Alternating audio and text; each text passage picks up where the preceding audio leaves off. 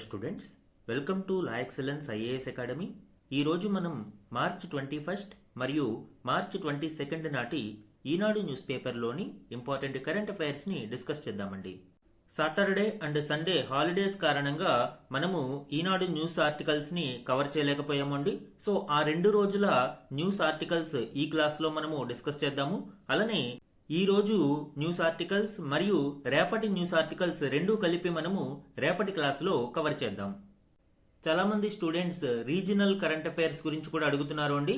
Already AP regional current affairs ని start చేసాము, but initial hiccups వలన పూర్తి స్థాయిలో స్ట్రీమ్ లైన్ అవ్వలేదు. అండ్ ఏప్రిల్ మంత్ నుంచి బోత్ ఏపీ మరియు Telangana regional current affairs weekly series తీసుకురావడానికి స్ట్రీమ్ లైన్ చేస్తామండి.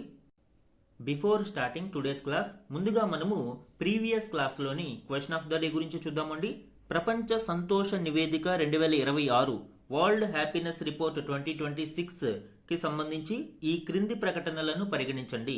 లాస్ట్ క్లాస్లో మనము ఈ వరల్డ్ హ్యాపీనెస్ రిపోర్ట్ 2026 గురించి డిస్కస్ చేయడం జరిగింది. ఆ కంటెక్స్ట్లో ఈ 2 స్టేట్మెంట్స్ని ఇచ్చాను అండి. కరెక్ట్ స్టేట్మెంట్స్ని చూద్దాం. ఫిన్లాండ్ వరుసగా 9వ సంవత్సరం ప్రపంచంలోనే అత్యంత సంతోషకరమైన దేశంగా నిలిచింది. ఎస్, ఈ స్టేట్మెంట్ కరెక్ట్ అండి. ప్రపంచంలో అత్యంత సంతోషకరమైన దేశంగా ఫిన్లాండ్ మొదటి స్థానంలో నిలిచింది. గత 9 సంవత్సరాలుగా ఫిన్లాండ్ ఈ స్థానంలోనే ఉండడం విశేషం.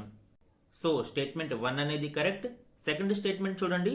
ఈ నివేదికలో భారతదేశం మొదటి 100 దేశాలలో స్థానం సంపాదించింది.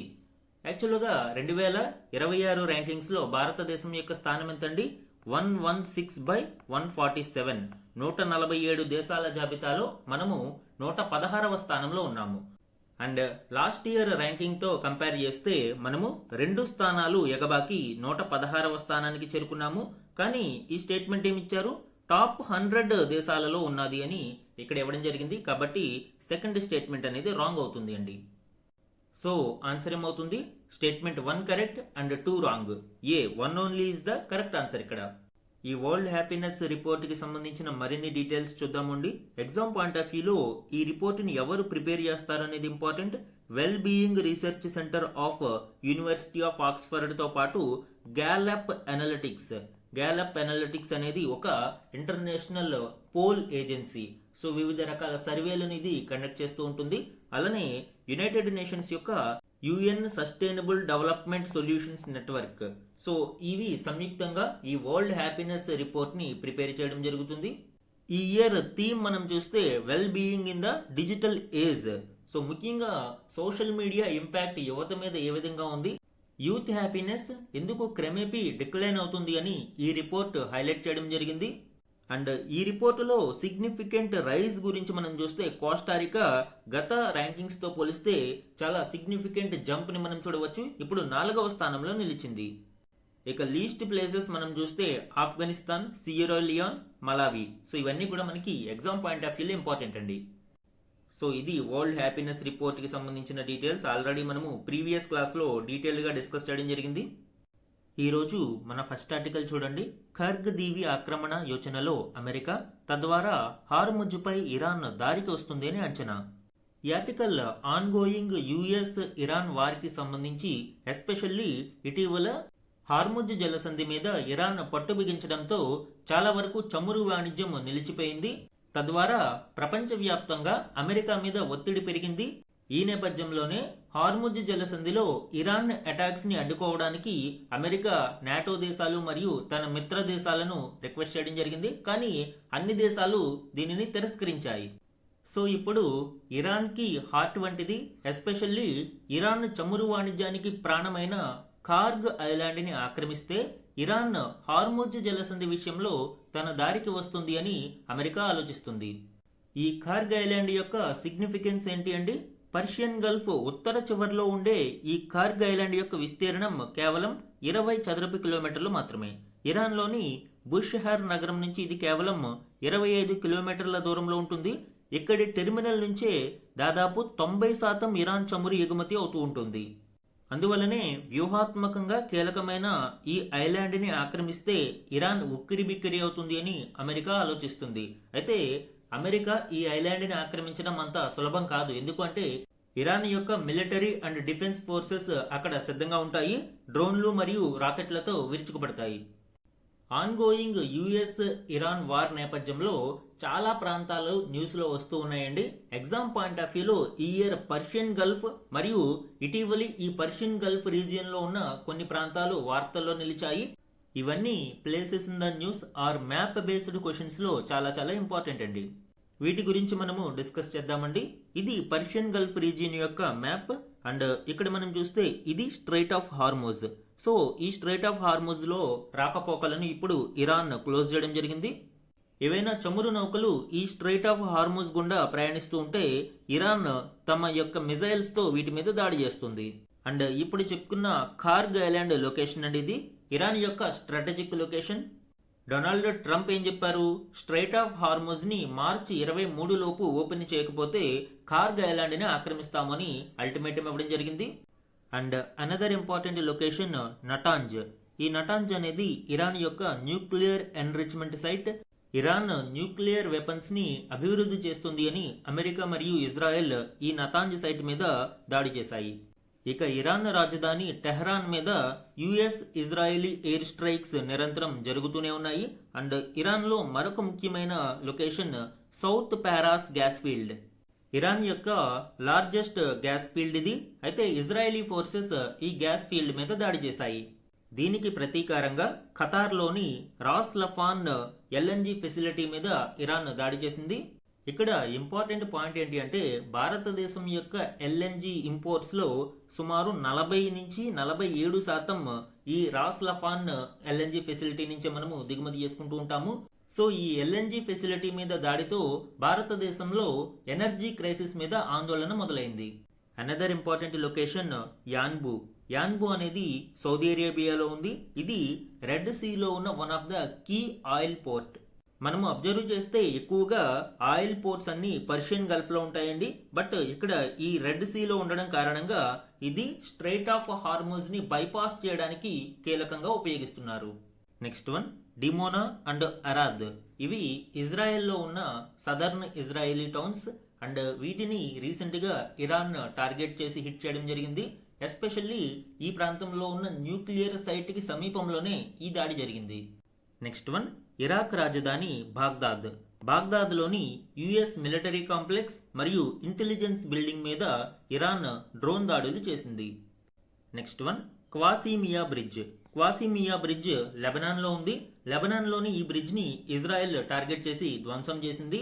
లెబనాన్లోని ప్రాక్సీ గ్రూప్ అయిన హెజ్బుల్లా మీద ఇజ్రాయెల్ దాడులు చేస్తూ ఉంది.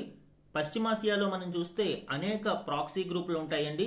లైక్ లెబనాన్ లో ఈ హౌతీస్ మరియు గాజా ప్రాంతంలో హమాస్, యమన్ లో హౌతీ గ్రూప్, ఇవన్నీ కూడా ప్రాక్సీ అండ్ రెబల్ గ్రూప్స్ అండి. ఇవి ఇజ్రాయెల్ మీద దాడులు చేస్తూ ఉంటాయి. వీటికి ఇప్పటి వరకు ఇరాన్ ఫండింగ్ మరియు మద్దతుని ఇస్తూ వచ్చింది. ఇవి ఇటీవలి పర్షియన్ గల్ఫ్ మరియు పశ్చిమాసియా ప్రాంతంలో వార్తల్లో నిలిచిన ప్లేసెస్ అండి. ఎగ్జామ్ పాయింట్ ఆఫ్ వ్యూలో మ్యాప్ బేస్డ్ క్వశ్చన్స్ కి ఇవి ఇంపార్టెంట్ అండి. మన నెక్స్ట్ ఆర్టికల్ చూడండి. సుదూర లక్ష్యాలపైన గురి, పెరుగుతున్న ఇరాన్ క్షిపణుల పరిధి. ఇటీవల ఇరాన్ సుమారు 4000 కిలోమీటర్ల దూరంలో ఉన్న డీగో గార్సియా ఐలాండ్ మీద దాడి చేయడం జరిగింది. ఇప్పటి వరకు లాంచ్ చేసిన ఇరానియన్ మిజైల్స్ రేంజ్ కంటే ఇది డబుల్ రేంజ్ కావడం విశేషం. దీనికి సంబంధించిన డీటెయిల్స్ ఇప్పుడు చూద్దామండి.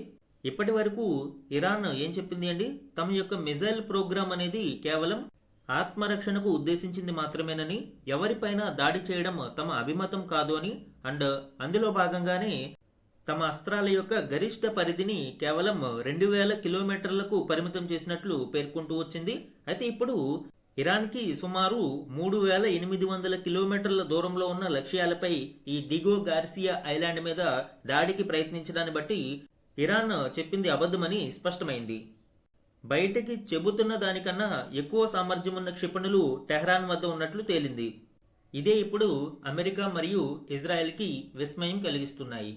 చాగోస్ దీవులలో ఉన్న డీగో గార్సియా ఐలాండ్ మీద తాజా దాడిలో ఖుర్రం షహర్ 4 శ్రేణి క్షిపణిని ఇరాన్ ప్రయోగించి ఉంటుంది అని అమెరికా భావిస్తుంది.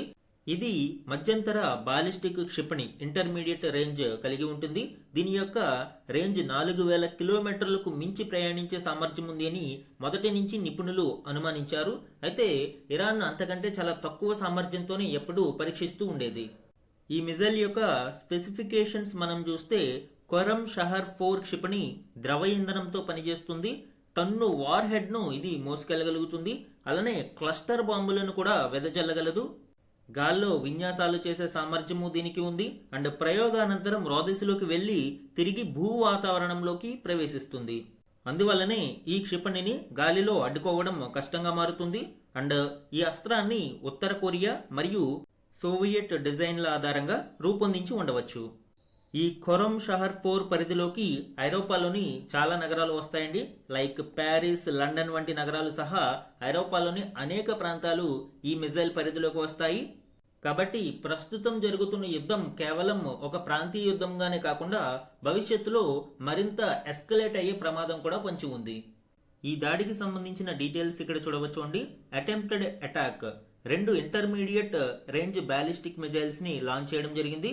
అందులో ఒక మిజైల్ మిడ్ ఫ్లైట్ అంటే దారిలోనే ఫెయిల్ అవడం జరిగింది. అండ్ రెండవ మిజైల్ ని యుఎస్ నేవీ ఇంటర్సెప్ట్ చేయడం జరిగింది. దీని కొరకు SM-3 ఇంటర్సెప్టర్ ని యుఎస్ ఉపయోగించింది. ఈ రెండు కూడా ఫెయిల్డ్ అయినా ఇక్కడ ఒక కీలక విషయం ఏంటి అంటే ఇప్పటి వరకు ఇరాన్ యొక్క మాక్సిమం స్ట్రైక్ రేంజ్ 2000 కిలోమీటర్లోని భావించారు. కానీ ఈ డిగో గార్సియా మీద అటాక్ ప్రయత్నించడం ద్వారా ఈ ఖురమ్ షహర్ 4 మిజైల్ అనేది 4000 కిలోమీటర్ల వరకు కూడా చేరగలదు అని స్పష్టమైంది. అండ్ తద్వారా యూరోపియన్ క్యాపిటల్స్ లో చాలా వరకు ఈ మిజైల్ రేంజ్ లోకి వస్తున్నాయి. లైక్ ఆల్రెడీ చెప్పుకున్నాం బెర్లిన్, ప్యారిస్, రోమ్. సో ఇవన్నీ కూడా with in the potential threat range లోకి రావడం జరిగింది. ఈ డిగో గార్సియా లొకేషన్ ను చూడవచ్చు. మ్యాప్ బేస్డ్ క్వశ్చన్స్ లో ఇది కూడా ఇంపార్టెంట్ మనకి. సో ఈ డిగో గార్సియా చాగోస్ దీవుల్లో ఉంటుంది. హిందూ మహాసముద్రంలో ఉన్న ఈ దీవి మీదకి ఇరాన్ ఇప్పుడు మిజైల్ ని లాంచ్ చేసింది. ఈ నేపథ్యంలోనే చాగోస్ ఆర్కిపిలాగో, చాగోస్ యొక్క దీవుల సముదాయం గురించి చూద్దాము. ఇది 58 దీవుల సమూహం. మొదట్లో ఫ్రెంచ్ ప్రభుత్వం అక్కడ పనిచేయడానికి ఆఫ్రికా మరియు భారత్ నుంచి కార్మికులను తీసుకువెళ్లేది. అయితే 1814లో ఫ్రెంచ్ ప్రభుత్వం అక్కడ తమ కార్యకలాపాలన్నిటినీ ముగించేసి ఈ దీవులను బ్రిటన్ కు అప్పగించడం జరిగింది. అయితే 1968 నుంచి 1973 మధ్య అమెరికా మరియు బ్రిటన్ అక్కడ ఒక ఉమ్మడి మిలిటరీ స్థావరాన్ని ఏర్పాటు చేయడం కోసం 2000 మందిని పైగా బలవంతంగా మారిషస్ మరియు సీషెల్స్ కు పంపించేశారు. సైనిక కేంద్రాన్ని ఏర్పాటు చేసుకోవడానికి 1966లో బ్రిటన్ అమెరికాకు డిగో గార్సియాను 50 ఏళ్లకు లీజుకు ఇచ్చింది.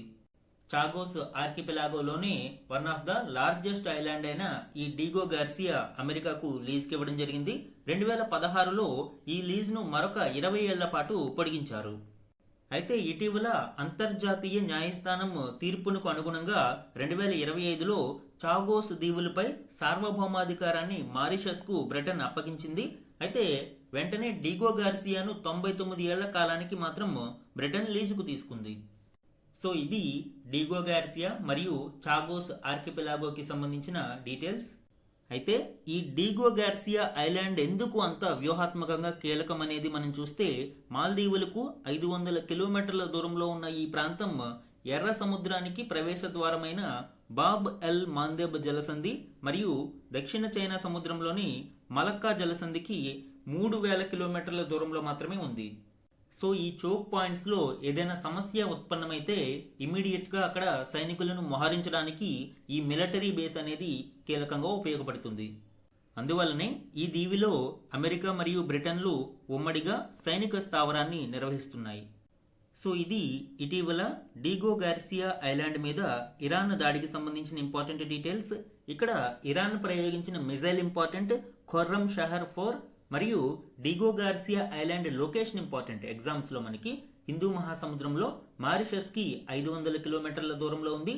2025 వరకు ఈ చాగోస్ దీవుల మీద బ్రిటన్ సార్వభౌమాధికారం కలిగి ఉండేది. కానీ రీసెంట్ గా అంతర్జాతీయ న్యాయస్థానం తీర్పుతో 2025లో తన సోవర్నిటీని మారిషస్ కి అప్పగించింది.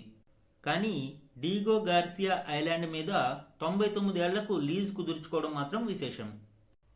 మన నెక్స్ట్ ఆర్టికల్ చూడండి, పర్యావరణంపై యుద్ధం ఇది. ఈ article ongoing US Iran war నేపథ్యంలో యుద్ధం వలన ఏర్పడే నష్టాలు, మనం ఏమనుకుంటాం, యుద్ధం వలన ఆస్తి నష్టం, ప్రాణ నష్టం సంభవిస్తుంది అని అనుకుంటాం. కానీ వీటితో పాటు పర్యావరణానికి కూడా యుద్ధం తీవ్ర నష్టాన్ని కలుగజేస్తుంది. ఈ ఆర్టికల్లో యుద్ధాల వలన పర్యావరణం మీద పడే ప్రభావం గురించి వివరించడం జరిగింది అండి. ఎగ్జామ్ పాయింట్ ఆఫ్ వ్యూలో ఎస్ఏస్ కానీ లేదా క్వశ్చన్ కానీ అడిగే అవకాశం ఉంటుంది మెయిన్స్లో. ఇలా యుద్ధాల వలన పర్యావరణ నష్టం అనేది ఇప్పుడిప్పుడే జరుగుతుంది కాదండి. ప్రీవియస్గా కూడా మనం చూసినప్పుడు హిస్టారికల్ కెటాస్ట్రోఫ్స్ చాలానే ఉన్నాయి. For example, Hiroshima and Nagasaki మీద అమెరికా ప్రయోగించిన న్యూక్లియర్ బాంబ్స్ వలన న్యూక్లియర్ డివాస్టేషన్ అనేది చూస్తాము. ఆ ప్రాంతంలోని రేడియేషన్ ఎఫెక్ట్తో అక్కడి జీవుల యొక్క డిఎన్ఏ కూడా మారిపోయింది అండ్ వాటి యొక్క జీవన చక్రం మీద తీవ్ర ప్రభావం పడింది. ఇక వియత్నాం వార్ మనం చూసినప్పుడు కెమికల్ వార్ఫేర్ని అక్కడ చూడవచ్చు. అమెరికా వియత్నాం మీద ఏజెంట్ ఆరెంజ్ అనే రసాయనాన్ని సుమారు 2 కోట్ల గ్యాలన్ల ఈ కెమికల్ని వియత్నాం మీద ప్రయోగించింది.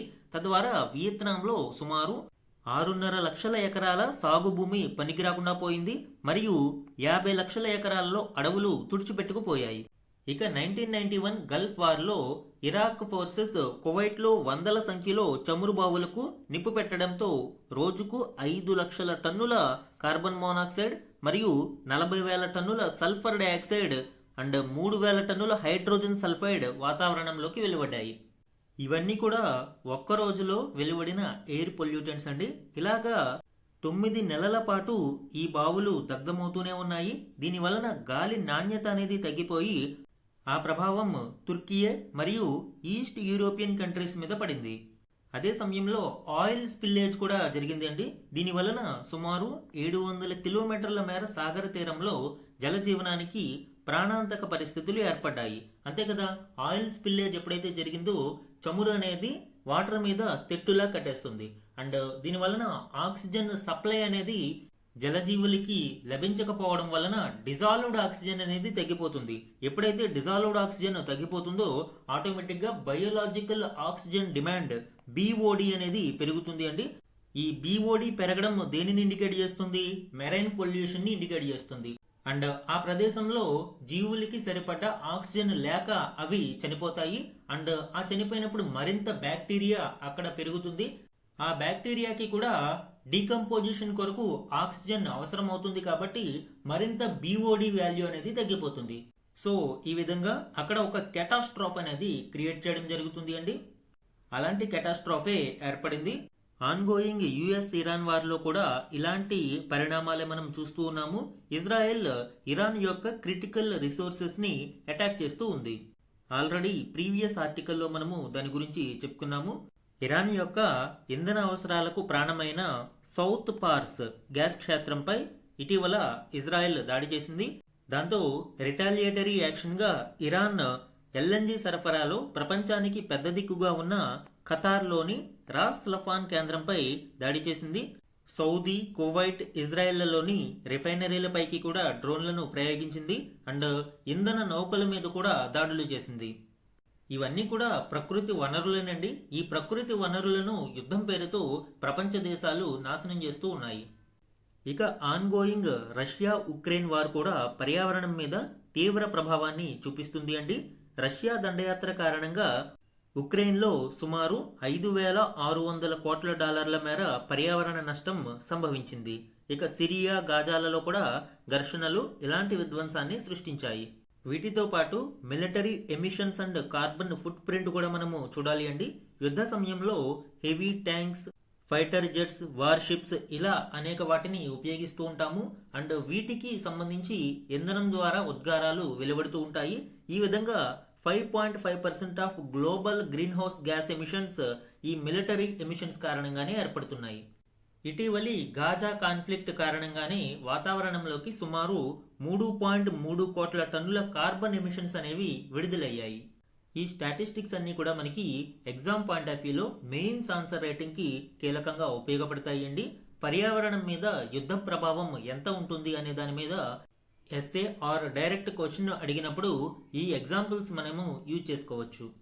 లాంగ్ టర్మ్లో యుద్ధ ప్రభావం హెల్త్ అండ్ హ్యూమన్ కాస్ట్ ఏ విధంగా ఉంటుంది అనేది చూస్తే క్యాన్సర్ అండ్ బర్త్ డిఫెక్ట్స్ ఇప్పటికీ జపాన్లోని హిరోషిమా మరియు నాగసాకి ప్రాంతాలలో ఈ బర్త్ డిఫెక్ట్స్ అనేవి చూస్తూ ఉంటాము. వరల్డ్ వార్ 2 సమయంలో జపాన్ మీద అమెరికా ప్రయోగించిన న్యూక్లియర్ బాంబ్స్ కారణంగా. అలానే క్రిటికల్ ఇన్ఫ్రాస్ట్రక్చర్ అనేది దెబ్బతింటుంది. Like schools, hospitals, power grids ఇవన్నీ కూడా యుద్ధంలో ధ్వంసమవుతాయి అండ్ ఇవన్నీ హ్యూమన్ వెల్ బీయింగ్కి నష్టాన్ని చేకూరుస్తాయి.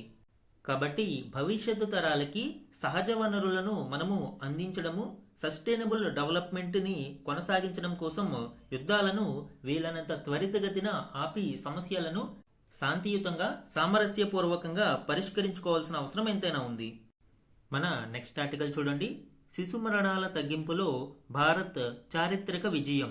ఈ ఆర్టికల్ ఇటీవల UNIGME United nations inter agency group for child mortality estimation 2025 నివేదికను విడుదల చేయడం జరిగింది. మార్చి 2026లో ఈ నివేదిక వచ్చింది అండి. భారతదేశం శిశు మరణాలను గణనీయంగా తగ్గించడంలో చేసిన కృషిని ఈ నివేదిక అభినందించింది. దీనికి సంబంధించిన విషయాన్ని కేంద్ర మంత్రి కిషన్ రెడ్డి గారు తన ఎక్స్ ఖాతాలో పోస్ట్ చేశారు. ప్రధాని నరేంద్ర మోదీ గారి దార్శనికతతో శిశు మరణాల తగ్గింపులో భారత్ చారిత్రక విజయం సాధించింది అని కేంద్ర మంత్రి కిషన్ రెడ్డి అన్నారు. UNIGME రిపోర్టుకు సంబంధించిన సమాచారాన్ని ఆయన తన ఎక్స్ ఖాతాలో పోస్ట్ చేశారు. UNIGME 2025 రిపోర్ట్కి సంబంధించిన డీటెయిల్స్ చూద్దామండి. యునైటెడ్ నేషన్స్ రిపోర్ట్ కాబట్టి ఇది ఎగ్జామ్లో చాలా ఇంపార్టెంట్. అలానే మెయిన్స్ ఆన్సర్ రైటింగ్లో కూడా మనము డైరెక్ట్గా ఈ రిపోర్ట్ని రిఫర్ చేస్తూ గణాంకాలని ఉపయోగించుకోవచ్చు. ఈ నివేదిక ప్రకారం భారతదేశంలో అండర్ 5 మార్టాలిటీ అంటే 5 సంవత్సరాల కంటే తక్కువ వయసు ఉన్న పిల్లలలో మరణాల సంఖ్యను 79% తగ్గించడం జరిగింది. 1990లో ప్రతి 1000 మంది పిల్లలలో 127 మంది అండర్ 5 మార్టాలిటీ ఉండేది. 2024 నాటికి ఈ అండర్ 5 మార్టాలిటీ అనేది 1000 మంది పిల్లలలో 26.6కి తగ్గించడం జరిగింది. అలానే నియోనేటాల్ మార్టాలిటీ రేట్ NMR అని పిలుస్తాము.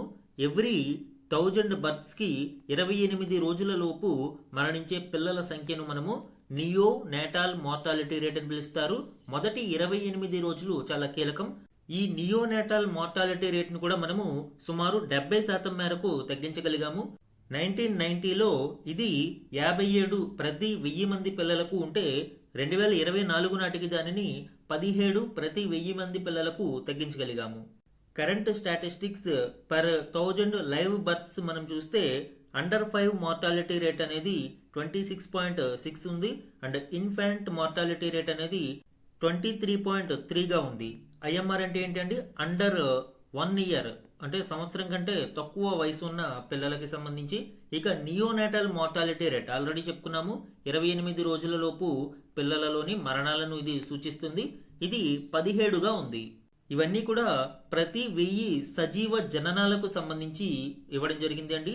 ఈ సక్సెస్ కి సంబంధించి స్ట్రాటజిక్ డ్రైవర్స్ ఫర్ డిక్లైన్ మనం చూస్తే యూనిసెఫ్ ఇండియా మరియు ministry of health and family welfare తీసుకున్న కీలక నిర్ణయాలు మరియు స్కీమ్స్ వలన ఈ ప్రోగ్రెస్ అనేది కనిపించింది. Especially universal immunisation programme. భారతదేశంలో చిన్నపిల్లలకు టీకాలు అనేవి కంపల్సరీ ఈ యూనివర్సల్ ఇమ్యునైజేషన్ ప్రోగ్రాంలో ఇవ్వడం జరుగుతుంది. అండ్ ఇన్స్టిట్యూషనల్ డెలివరీ స్కీమ్స్ అంటే ఇంటి వద్ద కాకుండా ఆసుపత్రులలోను ఇన్స్టిట్యూషనల్ ఫెసిలిటీస్లోను డెలివరీకి అవగాహనను పెంచడము అండ్ కొన్ని కార్యక్రమాలను స్కీమ్స్ని దీని కొరకు తీసుకురావడం. లైక్ జనని సురక్ష యోజన, జనని శిశు సురక్ష కార్యక్రమం. సో ఇవన్నీ కూడా భారతదేశంలో ఇన్స్టిట్యూషనల్ డెలివరీస్ ని పెంచడానికి అవకాశం ఏర్పడింది. Incentivising safe deliveries. ఈ స్కీమ్స్ ద్వారా ఇచ్చే ఇన్సెంటివ్స్ మహిళలకు ప్రోత్సాహకంగా ఉన్నాయి. తద్వారా ఇన్స్టిట్యూషనల్ డెలివరీస్ అనేవి క్రమేపీ పెరుగుతున్నాయి. అండ్ సిక్ న్యూ బార్న్స్ ఎవరైతే ఉన్నారో బాగా బలహీనంగా ఉన్న పిల్లల కొరకు స్పెషలైజ్డ్ కేర్ యూనిట్స్ ని ప్రతి జిల్లాలోనూ ఏర్పాటు చేయడం జరుగుతుంది. ఇక డిజిటల్ ఇన్నోవేషన్ యూవిన్ పోర్టల్ ద్వారా వ్యాక్సినేషన్ రికార్డ్స్ అన్నిటినీ కూడా డిజిటలైజ్ చేయడం జరుగుతుంది. ఇవన్నీ కూడా భారతదేశంలో శిశు మరణాలను గణనీయంగా తగ్గించడంలో దోహదపడ్డాయి.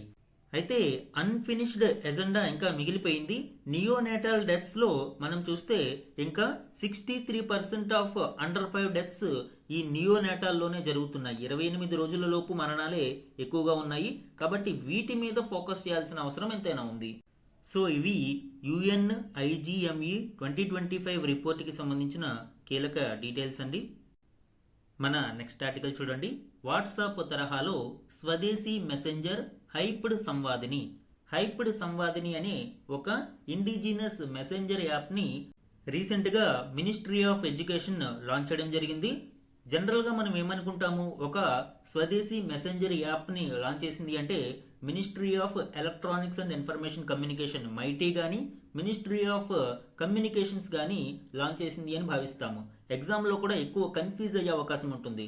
కానీ ఈ హైప్డ్ సంవాదిని యాప్ని మినిస్ట్రీ ఆఫ్ ఎడ్యుకేషన్ లాంచ్ చేసింది. వెరీ వెరీ ఇంపార్టెంట్ మనకి. ఈ యాప్కి సంబంధించిన మరిన్ని డీటెయిల్స్ చూద్దామండి. All India council for technical education AICTE ఆధ్వర్యంలోని అనువాదిని విభాగం పూర్తి స్వదేశీ సాంకేతిక పరిజ్ఞానంతో వాట్సాప్ తరహాలో హైప్డ్ సంవాదిని మెసెంజర్ మరియు దేశీ ఏఐ జెన్జీ కీబోర్డులను అందుబాటులోకి తెచ్చింది. ఇప్పటి వరకు భారత్లో స్మార్ట్ ఫోన్లు ఉపయోగిస్తున్న 80 కోట్ల మంది ఈ రెండు అవసరాల కోసం విదేశీ సంస్థల ఆధ్వర్యంలో నడుస్తున్న డిజిటల్ కమ్యూనికేషన్ ప్లాట్ఫామ్స్ని ఉపయోగిస్తున్నారు. అయితే వీటి వలన సైబర్ క్రైమ్స్ విపరీతంగా పెరిగిపోయాయి. ముఖ్యంగా డిజిటల్ అరెస్టులు, స్పామ్ కాల్స్, ఆర్థిక మోసాలు, నకిలీ బ్యాంకింగ్ కాల్స్ విపరీతంగా పెరిగిపోయిన నేపథ్యంలో వీటిని అడ్డుకోవడానికి ఈ రెండు యాప్స్ని తీసుకురావడం జరిగింది. హైప్డ్ సంజీవిని యాప్ వాట్సాప్ తరహాలోనే ఎండ్ టు ఎండ్ ఎన్క్రిప్టెడ్గా ఉంటుంది. సో ప్రైవసీ విషయంలో ఏ విధమైన ఇబ్బంది ఉండదు. అలానే అడ్వాన్స్డ్ యాంటీ స్పామ్ మెకానిజాన్ని ఇందులో పొందుపరిచారు. ఈ హైప్డ్ సంవాదిని యాప్కి సంబంధించిన మరిన్ని కీ ఫీచర్స్ చూద్దామండి. ప్రైవసీ అండ్ సెక్యూరిటీ ఆల్రెడీ చెప్పుకున్నాము. ఎండ్ టు ఎండ్ ఎన్క్రిప్షన్ ఇది కలిగి ఉంది. అలానే సిమ్ డివైస్ బైండింగ్ ని మనం ఇక్కడ చూడవచ్చండి. To prevent account hijacking and protection against digital arrests and cyber fraud through anti spam mechanism ద్వారా వీటిని అరికడుతూ ఉన్నారు. వాట్సాప్ తరహాలో దీనికి మొబైల్ నెంబర్ అవసరం లేదు అండి. యూనిక్ కోడ్ ద్వారా దీనిని ఆపరేట్ చేయగలుగుతాము. డైనమిక్ చాట్ ఐడీస్తో దీనిని రన్ చేసుకోవచ్చు. ఇది మల్టీలింగ్వల్ సపోర్ట్ని కలిగి ఉంటుంది. సుమారు 22 భారతీయ భాషలతో పాటు 57కు పైగా ఇంటర్నేషనల్ లాంగ్వేజెస్లో దీనిని ఉపయోగించుకోవచ్చు. Real time text and speech translation కూడా ఇందులో ఉంటుంది. అలానే ప్రీ ఇంటిగ్రేటెడ్ ఏఐ టూల్స్ ని ఇందులో చూడవచ్చు. లైక్ దేశీ ఏఐ జెన్జీ కీబోర్డ్. ఇది on device AI for typing, translation, voice to text etcetera. So AI ద్వారా మనము వీటన్నిటిని ఉపయోగించుకోవచ్చు అండి. ఇక సేఫ్టీ ఫీచర్స్ మనం చూస్తే one tap SOS emergency alert, live location sharing, designed for women, children and seniors. Emergency సమయంలో ఎస్ఓఎస్ ఆపరేషన్ కోసం దీనిని ఉపయోగించుకోవచ్చు. ఇక అదర్ యూటిలిటీస్ అండ్ ఎంటర్టైన్మెంట్ విషయంలో మనం చూస్తే లాంగ్వేజ్ లెర్నింగ్ మాడ్యూల్స్, గేమింగ్ మరియు access to government schemes and job opportunities in local languages. So ఇవన్నీ కూడా ఈ హైప్డ్ సంవాదిని యాప్ ద్వారా ఉపయోగించుకోవడానికి అవకాశం ఉంటుంది. సో ఇది ఇండిజినియస్లీ డెవలప్డ్ హైప్డ్ సంవాదిని మెసెంజర్ యాప్కి సంబంధించిన ఇంపార్టెంట్ డీటెయిల్స్ అండి. నెక్స్ట్ వన్, ప్రపంచ ఉత్తమ విమానాశ్రయం సింగపూర్, మన దేశం నుంచి ఢిల్లీకి చోటు. ఈ ఆర్టికల్ ఇటీవల sky tracks world airport awards 2026 report ప్రకారం ప్రపంచంలోని బెస్ట్ ఇంటర్నేషనల్ ఎయిర్పోర్ట్స్కి సంబంధించిన డీటెయిల్స్ని ఇవ్వడం జరిగింది. ఇందులోని కీ పాయింట్స్ ఇప్పుడు చూద్దాం. ఈ sky tracks world airport awards 2026 ప్రకారం సింగపూర్లోని చాంగి ఎయిర్పోర్ట్ మొదటి స్థానంలో నిలిచింది. లాస్ట్ ఇయర్ కూడా ఈ ఎయిర్పోర్ట్ మొదటి స్థానం గెలుచుకోవడం విశేషం. ఇక రెండవ స్థానంలో ఇన్చాన్ ఇంటర్నేషనల్ ఎయిర్పోర్ట్ దక్షిణ కొరియా మరియు మూడవ స్థానంలో టోక్యో హనెడా ఎయిర్పోర్ట్ జపాన్ నిలిచాయి. ఇక ఈ జాబితాలో భారతదేశం విషయానికి వస్తే భారతీయ విమానాశ్రయాలలో ఢిల్లీ ఇందిరాగాంధీ ఇంటర్నేషనల్ ఎయిర్పోర్టుకు 28వ స్థానం దక్కింది. గత ఏడాది 32వ స్థానంలో ఉంది. అంటే 4 స్థానాలు ఎగబాకి 28వ స్థానంలో నిలిచింది. అయితే సౌత్ ఏషియాలోనే అత్యుత్తమ విమానాశ్రయంగా ఢిల్లీ విమానాశ్రయం తన స్థానాన్ని నిలబెట్టుకుంది. ఇక ఈ జాబితా నుంచి టాప్ 30లో ఢిల్లీ ఎయిర్పోర్ట్ మాత్రమే ఉండడం విశేషం. అండ్ వార్షికంగా 7 కోట్ల మందికి పైగా ప్రయాణికులు రాకపోకలు సాగిస్తున్న విమానాశ్రయాల విభాగంలో ఢిల్లీ విమానాశ్రయానికి ప్రపంచంలోనే 3వ స్థానం దక్కింది. సో ఇవి ఇటీవలి Skytrax world airports awards 2026కి సంబంధించిన డీటెయిల్స్. ఈరోజు ఈనాడు న్యూస్ పేపర్లోని ఇంపార్టెంట్ వన్ లైనర్ కరెంట్ అఫైర్స్ని చూడండి. ఆంధ్రప్రదేశ్లోని దివ్యాంగులకు ఆర్టీసీ బస్సుల్లో ఉచితంగా ప్రయాణ సౌకర్యం కల్పించే దివ్యాంగ శక్తిని గుంటూరు జిల్లా మంగళగిరి వేదికగా సీఎం చంద్రబాబు గారు ప్రారంభించారు. దివ్యాంగులు ఎలాంటి ఖర్చు లేకుండా 5 రకాల ఆర్టీసీ బస్సుల్లో ఉచితంగా ప్రయాణించవచ్చు అని చంద్రబాబు పేర్కొన్నారు. ఈ పథకం ద్వారా 12.75 లక్షల మంది దివ్యాంగులకు ప్రయోజనం కలుగుతుంది అని ఆయన చెప్పారు.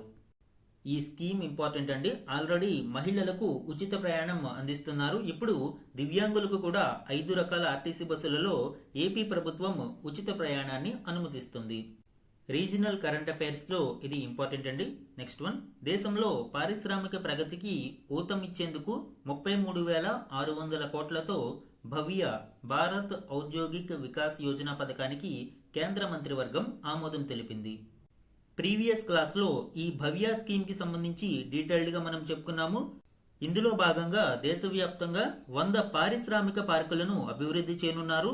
ప్రపంచ స్థాయి పారిశ్రామిక మౌలిక వసతుల అభివృద్ధి, దేశీయ తయారీ రంగ సామర్థ్యాన్ని పెంచడం ద్వారా భారత ఆర్థిక వ్యవస్థ వృద్ధికి తోడ్పాటును అందించడమే ఈ పథకం ఉద్దేశమని ప్రభుత్వం తెలిపింది.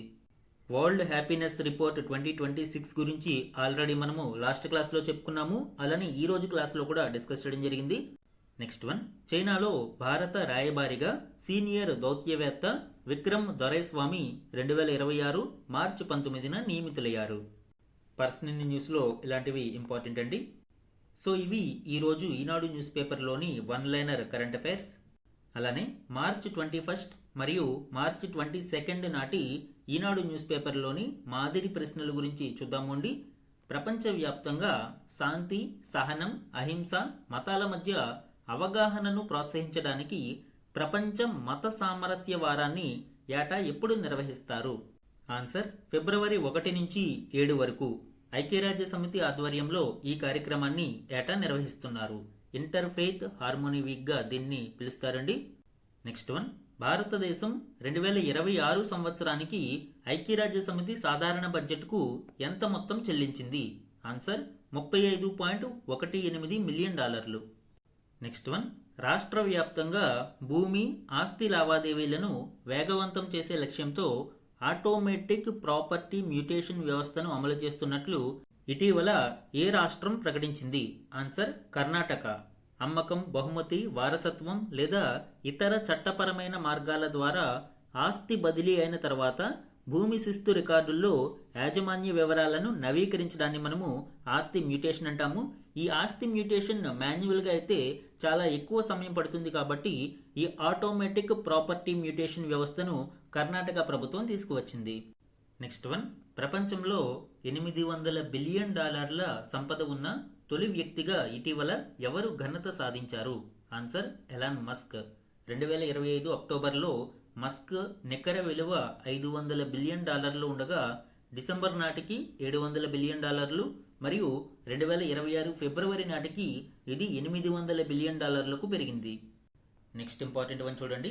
16 ఏళ్లలోపు పిల్లలకు సోషల్ మీడియా యాక్సెస్ పై ఇటీవల ఏ దేశం దేశవ్యాప్త నిషేధాన్ని ప్రకటించింది? Answer, Spain. తద్వారా యూరోప్లో ఈ చర్య తీసుకున్న తొలి దేశంగాను మరియు ప్రపంచంలో ఆస్ట్రేలియా తర్వాత 2వ దేశంగాను ఇది వార్తల్లో నిలిచింది. భారతదేశంలో కూడా కర్ణాటక రాష్ట్రం ఈ రకమైన విధానాన్ని అవలంబిస్తుంది అండి. అండర్ 16 పిల్లలకు సోషల్ మీడియా నిషేధాన్ని, మరియు ఆంధ్రప్రదేశ్ కూడా అండర్ 13 13 సంవత్సరాల లోపు పిల్లలకు సోషల్ మీడియా నిషేధాన్ని ప్రతిపాదించింది. వెరీ సూన్ దీనిని ఇంప్లిమెంట్ చేయనున్నారు. ఇక భారత్, కిర్గిజిస్తాన్ దేశాల మధ్య సంయుక్త ప్రత్యేక దళాల విన్యాసాలు ఖంజర్ 13వ ఎడిషన్ను ఫిబ్రవరి 4 నుంచి 17 వరకు ఏ రాష్ట్రంలోని సోనిత్పూర్ జిల్లాలో మిసామారిలో నిర్వహించారు? ఆన్సర్, అస్సాం. యాక్చువల్గా లొకేషన్ అంత ఇంపార్టెంట్ కాదు కానీ మిలిటరీ ఎక్సర్సైజ్ ఇంపార్టెంట్ అండి. ఖంజర్ ఏ ఏ దేశాల మధ్య మిలిటరీ ఎక్సర్సైజ్ అని అడిగే అవకాశం ఉంటుంది. ఆన్సర్ భారత్ మరియు కిర్గిస్తాన్. సో ఇవి ఈనాడు న్యూస్ పేపర్లోని మాదిరి ప్రశ్నలు. ఈరోజు మన క్వశ్చన్ చూడండి. ఇటీవల వార్తల్లో నిలిచిన హైప్డ్ సంవాదిని అనే స్వదేశీ మెసెంజర్ యాప్ను ఏ కేంద్ర మంత్రిత్వ శాఖ ప్రారంభించింది? ఈరోజు క్లాస్లో ఈ హైప్డ్ సంవాదిని యాప్ గురించి డీటెయిల్డ్గా డిస్కస్ చేయడం జరిగింది అండి. ఆ కంటెక్స్ట్లో ఈ క్వశ్చన్ని ఇచ్చాను. 4 ఆప్షన్స్ ఇక్కడ ఇవ్వడం జరిగింది. కరెక్ట్ ఆప్షన్ని ఐడెంటిఫై చేసి ఆన్సర్ని కమెంట్ సెక్షన్లో కమెంట్ చేయండి. ఇది ఈరోజు ఈనాడు న్యూస్ పేపర్లోని ఇంపార్టెంట్ కరెంట్ అఫైర్స్ మీద daily analysis. Thank you for watching.